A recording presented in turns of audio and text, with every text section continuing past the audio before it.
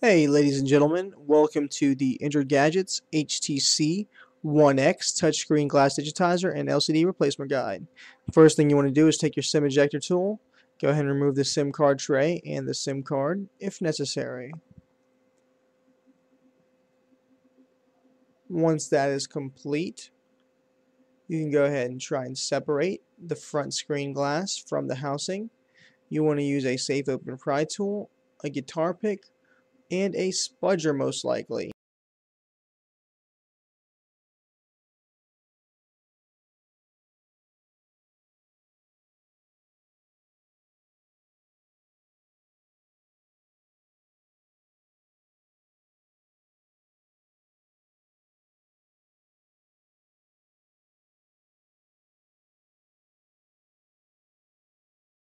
Once you've created enough separation, go ahead and use a larger spudger, fit it in between the screen and the housing, and from here on you're going to try and separate the housing from the screen.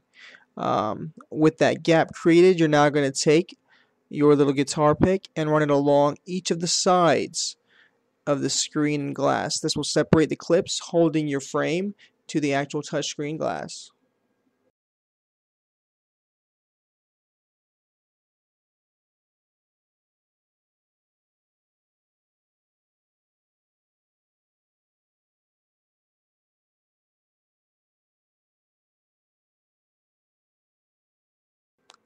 At this point, you'll notice the battery is still probably stuck to the housing. Use a safe pry tool or a spudger to push the battery back down towards the actual glass screen. You don't want it to come up with the housing and rip the cables attached.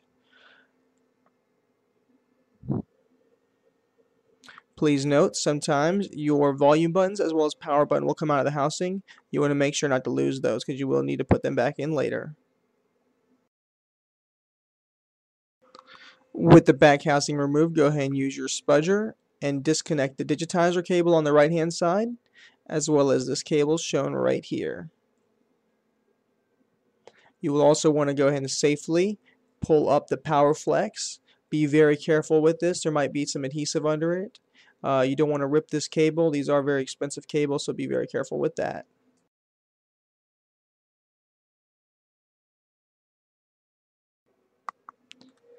Now, using your Phillips screwdriver, you're going to remove the following 6 screws as shown right here. It's going to be 2 on the left side, 1 in the middle, and 3 on the right side. I have seen a variation of the HTC One X which only had 5 screws. Don't worry if you only have 5. Some just have the 5.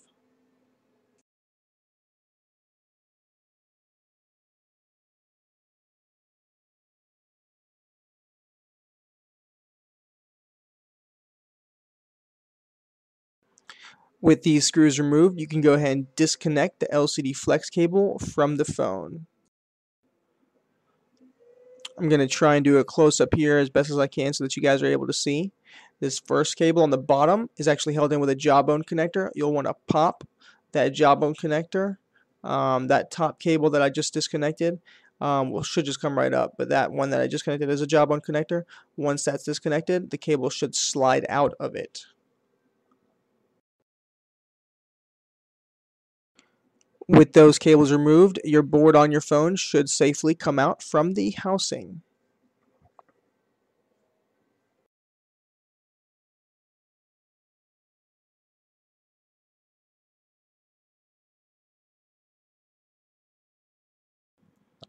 Now to separate the glass screen from the housing, you're going to go ahead and want to use a hot air heat gun or a blow dryer. Heat around the top, bottom, and sides of the glass screen. This is going to loosen up the adhesive holding your glass screen in place. Once adequate heat has been applied, you can go ahead and use a safe open pry tool, a spudger, or a guitar pick to safely separate the glass from the housing, as shown right here. It may require a little bit of prying. Once again, this adhesive is holding it in pretty tightly.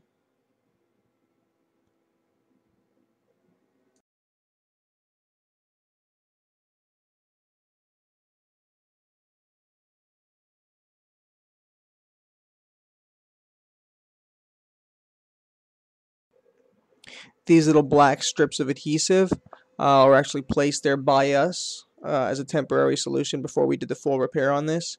When we reapply this and show you how to put it back together, we're going to show you a full repair guide. The adhesive shown right here is some of the adhesive we use, and it works really nice around the sides because it is so little. It's about 2 millimeters wide.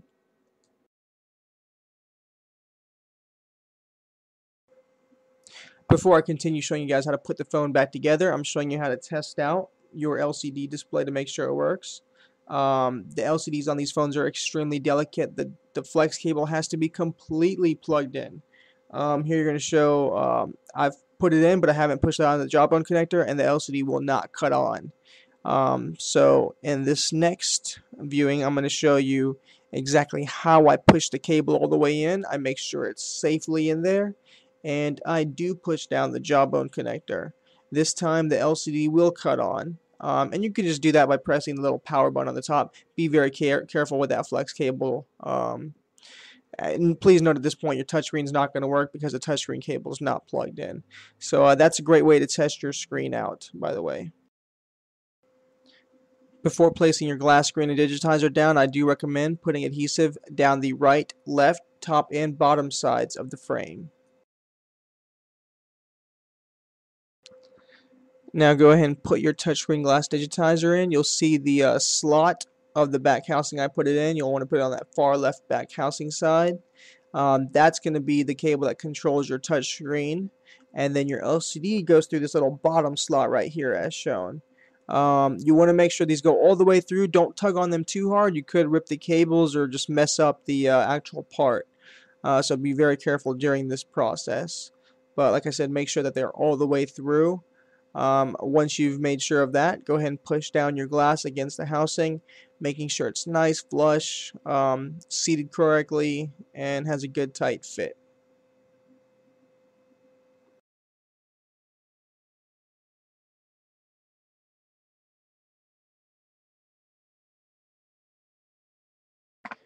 At this point, go ahead and fold your LCD flex cable as shown right here to the right side. This is a common issue people make. They don't plug it in properly. It does need to be folded to the right as shown right there. And this is probably the hardest part actually of the phone. Trying to plug that LCD cable back into the board. It doesn't really give you that much room. So I'm trying to zoom in here for you guys. I'll try and show you this carefully. Always remember, like I said earlier, this LCD flex cable has to completely be inserted into this jawbone connector. Even if it is the slightest bit out, your LCD is not going to cut on. I've noticed a few times where I've actually put it in and I thought it was perfectly in, and I looked at it again a little bit later under closer inspection, and I noticed that it was actually slightly out.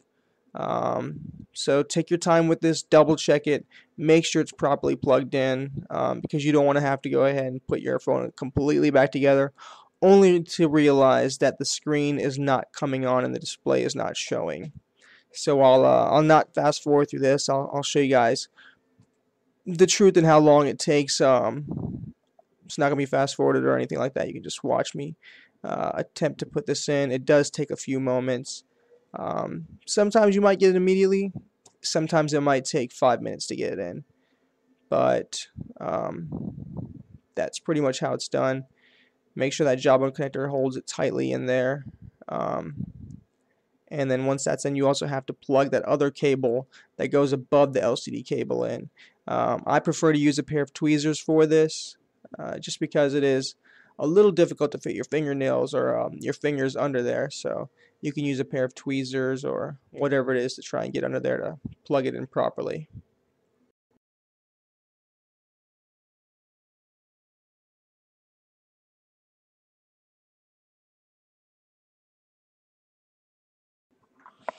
Once those cables are in, make sure that the other cable right here as shown is still connected inside the actual board of the phone. Sometimes that pops out. I'm actually glad this happened for us during this repair, because it's something that might happen when you're doing your repair. So you'll see me try and plug this one back in. Please note this cable is attached to a jawbone connector, so if your jawbone connector is not flipped open, you need to go ahead and flip it open. to make sure that the cable is able to go inside that jawbone connector and be seated inside there properly.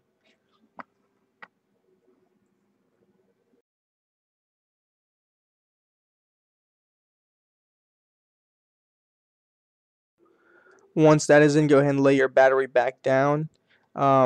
Please note this cable right here, the actual cable plugs in on the top, but the actual cable of it goes under the battery, so make sure it's under the battery and not above it, otherwise you won't be able to close your housing properly. At this point, I like to go ahead and put the screws back in so that the board is held down properly and doesn't really move anywhere.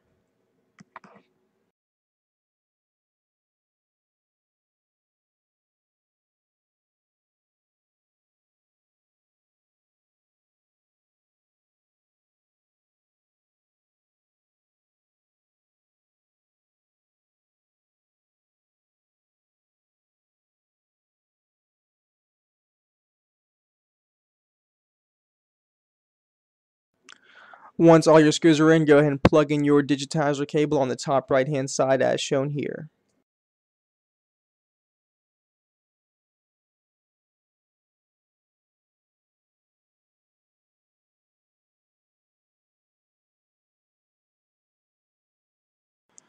At this point, if you want, you can go ahead and power on your phone. My phone was actually already powered on, so I was able to just press the power button. Test out the touch screen and everything before you put it all back together. It's always a good idea to do this. Kind of saves you time rather than putting it all back together only to realizing that you didn't plug something in back properly. At this point, go ahead and take your back housing, put your power button and volume buttons back in properly.